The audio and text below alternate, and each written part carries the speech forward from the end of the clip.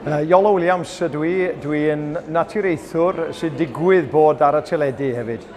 Mae cael ei wneud yn Cymrawd gan Brifysgol Aberystwyth yn anrhydedd, dipyn o anrhydedd i fi, achos o'r canolbarth dwi'n dod, tyfu fyny y mentre Llanwddyn, ac Aberystwyth oedd y dre agosa a'r Brifysgol agosa.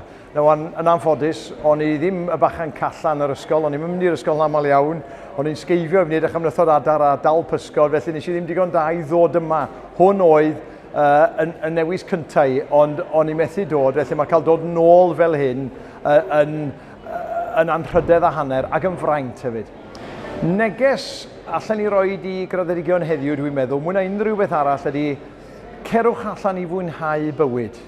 Gen i digon o ffrindiau sy'n gweithio'n galed, sy'n gwneud lot o arian, dyn nhw ddim yn hapus achos dyn nhw ddim yn mwynhau be maen nhw'n wneud. Byddwch chi'n treulio hanner eich bywyd yn eich gwaith, felly newch yn siŵr bod chi'n darganfod rhywbeth ydych chi'n mwynhau.